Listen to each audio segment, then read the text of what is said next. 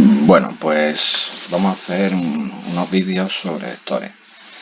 ¿Por qué? Porque ya que he utilizado un poco una recopilación de apuntes y de información, pues la tengo aquí plasmada un poco para utilizarla, pues me parece interesante compartirla porque creo que está bien. Y entonces pues empezamos con la definición de un vector de posición. Vamos a ver las coordenadas, los ángulos, el módulo. También vamos a ver la importancia del sistema de referencia, que para algunos casos nos puede simplificar, porque el vector al final es una unidad que tiene un módulo, que sería una longitud, un ángulo y un sentido.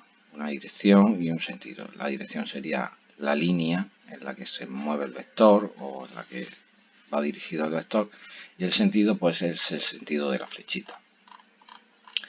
Aparte de eso, pues vamos a ver cómo podemos, con el sistema de referencia, cómo podemos expresar el mismo hecho físico, porque lo importante es el hecho físico observado desde diferentes observadores, y vamos a ver cómo las ecuaciones, aquí tenemos una ecuación que varía en función de x y de y, y aquí tenemos una ecuación que solo varía en función de la x, porque lo hemos simplificado con el sistema de referencia. Vamos a ver cómo es el mismo hecho físico que se representa de dos formas diferentes. También vamos a ver pues la trigonometría, un poco de las relaciones trigonométricas de las componentes del vector, bastante sencillo. Luego la relación de los ángulos a la hora cuando calculamos las componentes, o si tenemos el ángulo, que cómo tenemos que hacerlo para que al meter un ángulo aquí nos salgan las componentes reales que están bien acordes al cuadrante en el que están, que hay varios casos en el tercer y en el cuarto cuadrante interesante. Luego vamos a ver el concepto del vector unitario,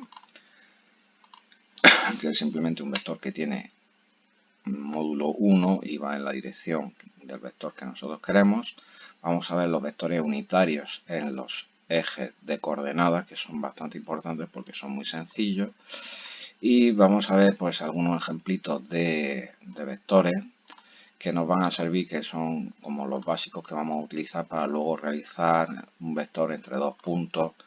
Y este vector entre dos puntos, pues vamos a introducir el concepto de suma, la relación geométrica de la suma y la expresión gráfica de la diferencia de vectores, más o menos para que se tenga claro. Esto va a ser importante porque a la hora de resolver problemas sencillos de estática, si dominamos el concepto de la suma con fuerzas que tienen que ir dirigidas en una determinada dirección, pues es bastante sencillo encontrar las fuerzas que tienen que equilibrar una fuerza que nosotros metemos. O sea, nosotros tenemos una fuerza que tenemos que contrarrestar, pues si sabemos que la resultante tiene que ser de sentido contrario y misma magnitud, como las fuerzas tienen que ir dirigidas forzosamente en estos ángulos, esto al final es una suma. También nos va a simplificar para problemas donde la geometría se complica y resolver determinados casos por fórmulas quizás sea más complicado que resolverlo geométricamente. Entonces es bastante importante dominar un poco la geometría del triángulo y la expresión gráfica de las componentes con los ángulos para calcular el ángulo que nosotros realmente queremos calcular. Pues podemos ver aquí relaciones de ángulos, relaciones por medio del teorema del seno, y luego también pues vamos a ver relacionado con los ángulos el producto escalar, la expresión analítica de componentes, la expresión con el módulo, cómo podemos mezclar estas dos ecuaciones para obtener el coseno, y luego pues de aquí podríamos obtener el ángulo, pero vamos a hacer unos comentarios sobre el ángulo que obtenemos. Luego también el concepto del producto escalar como proyección, introduciendo el concepto de vector unitario que aparece por aquí metido en medio, de un vector sobre uno y del otro sobre el anterior. ¿vale? Son proyecciones diferentes que dependiendo de lo que tomemos aquí en cada lado, pues nos da proyecciones diferentes. Si controlamos el concepto, pues sabemos lo que está proyectando uno sobre el otro. Una vez que conocemos los ángulos, pues también podríamos calcular la distancia, porque tenemos el ángulo, pues si sabemos el coseno, podemos determinar el valor del seno. Por lo tanto, dominar el triángulo geométricamente y trigonométricamente viene muy bien porque vamos a poder calcular el módulo. Podemos calcular el módulo a través, o sea, este valor que sería una distancia perpendicular. Y una vez que sabemos una distancia perpendicular, pues podemos introducir el concepto de momento. El momento, pues, es una fuerza aplicada a una distancia que produce un giro. Básicamente, si no hay, solo hay una fuerza y hay una fuerza aplicada a una distancia, pues lo mismo que cuando cerramos una puerta, el eje de giro serían las bisagras y la distancia a la que aplicamos la puerta, pues es la distancia que hay entre la manilla y las bisagras. Vamos a ver cómo calcularlo conociendo el ángulo, o vamos a ver cómo calcularlo descomponiendo las componentes del vector en la componente X y en la componente Y, y la distancia, el vector distancia en las componentes X y Y, que quizás es más sencillo. Aquí vemos la fuerza aplicada a una distancia de las componentes y los momentos que producen.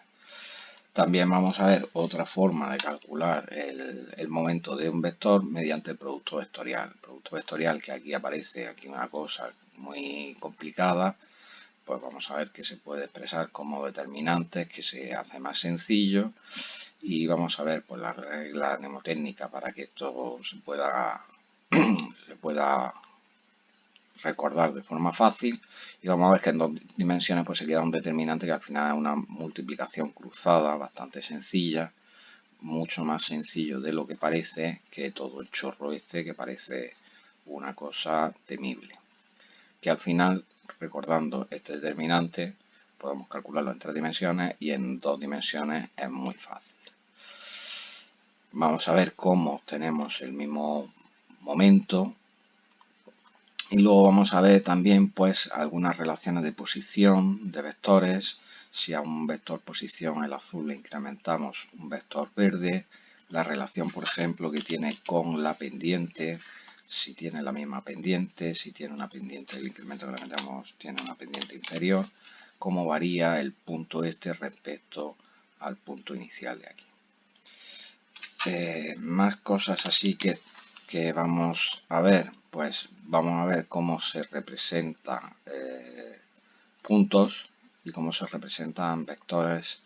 Lo que pasa es que el problema en el Excel no me deja grabar cuando hago la gráfica, la parte de la gráfica me he dado cuenta que no me deja grabarlo y se pierde.